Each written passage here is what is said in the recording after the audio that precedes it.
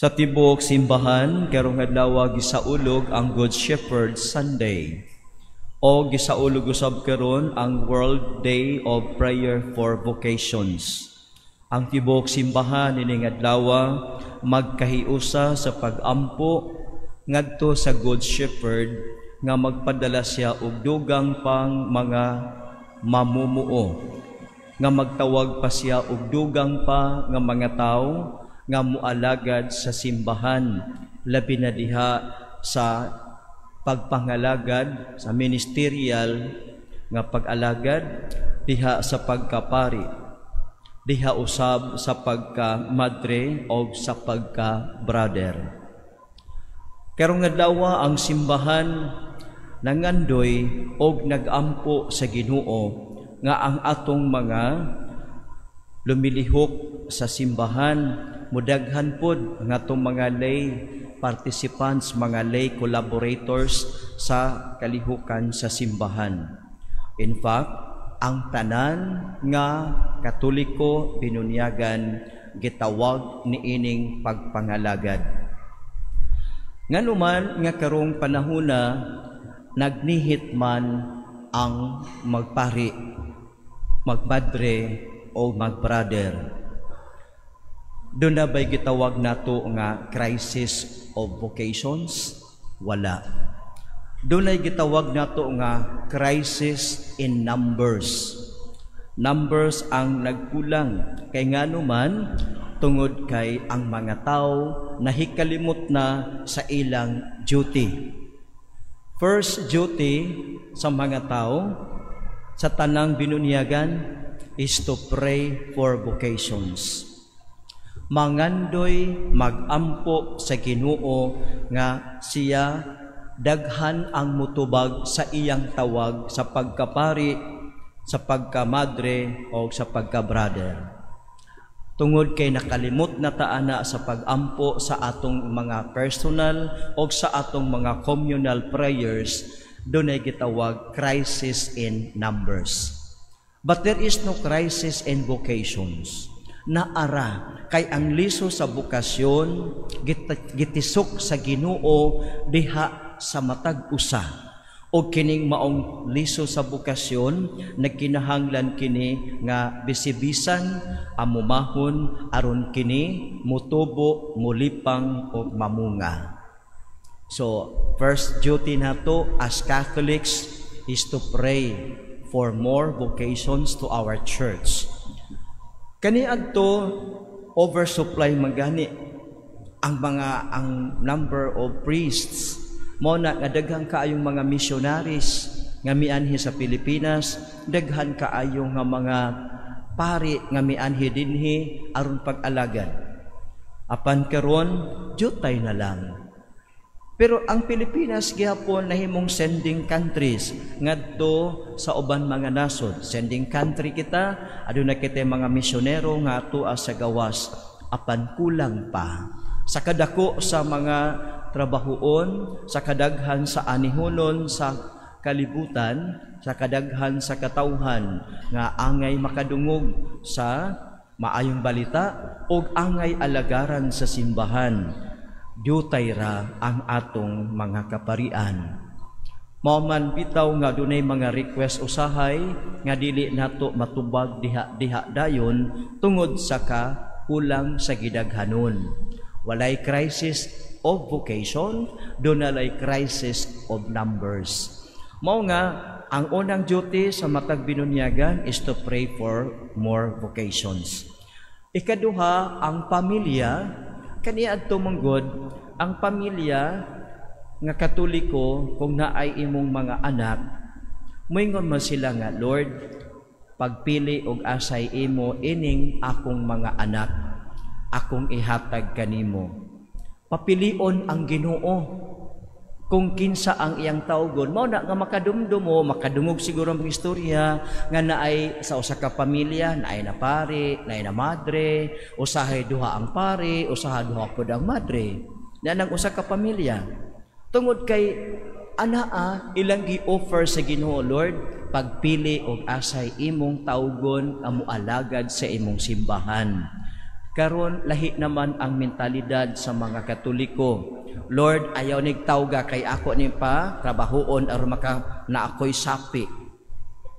Kay ang atong tan-aw sa atong mga anak is investment nga kinahanglan dunay return of investment, dunay ROI. Mao na minta, oy anak, ay pagpari-pari diha, wa kay sweldo. Na pagtrabaho dito, kay dako ba ko gasto ning pagpa-eskwela. Uy, mao na nga wa tay mga pari kayo ron. Unya kana pong naay pader.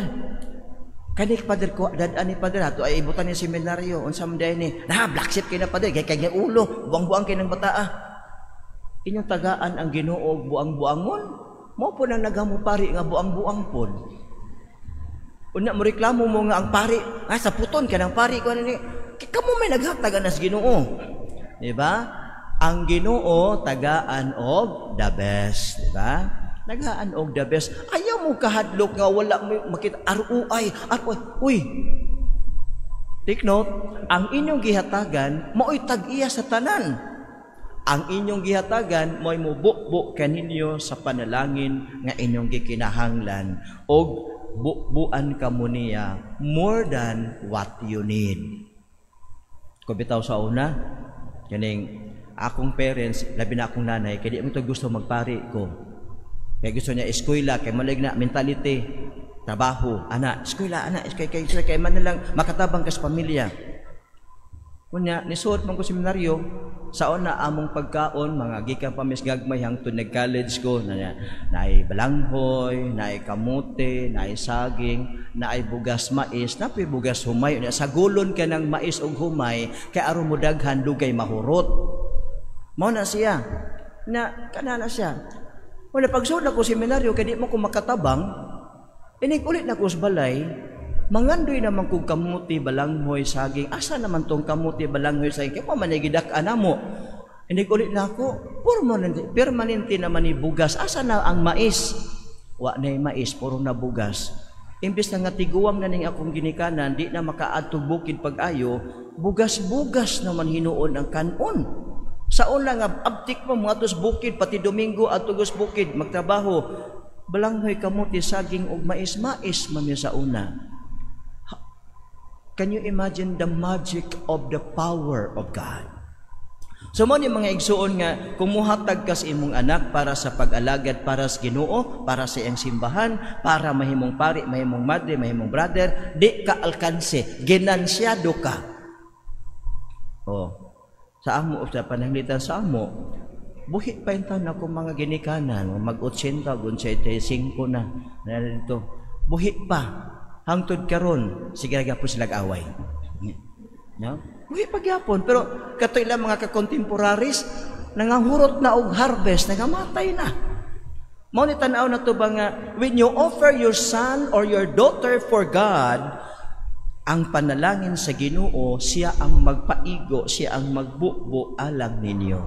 Nganong dunay crisis in numbers sa pagpari karon tungod kay ang mga Katoliko nahikalimot na sa pag-ampo, ang pamilya nahikalimot na sa pag-offer sa ilang mga anak ngadto sa Ginoo.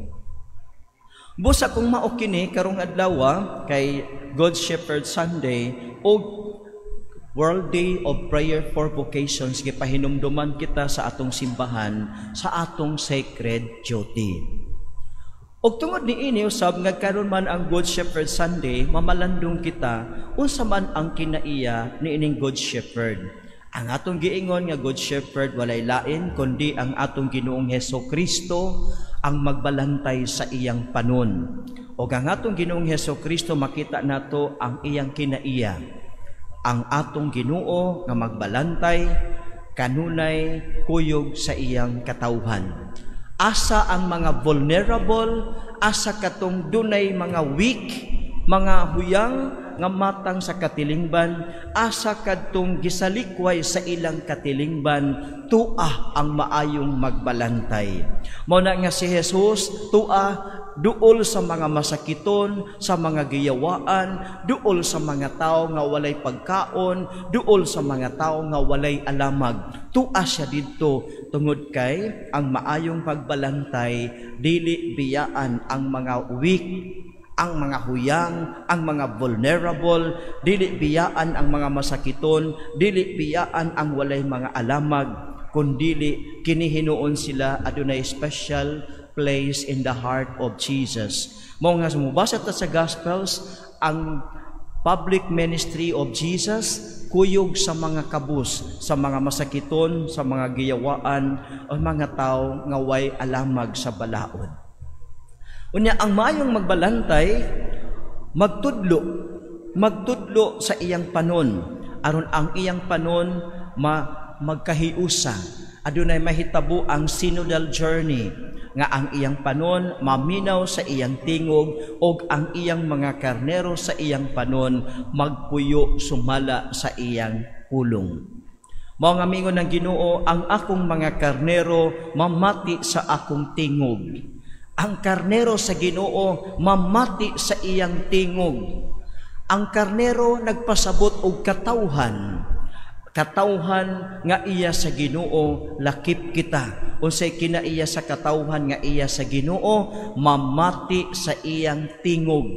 Mao man nga sa simbahan nato matag sa ulog sa santos nga misa, basahon ang pulong sa Ginoo aron ang katawhan ananimba makadungog sa tingog sa magbalantay.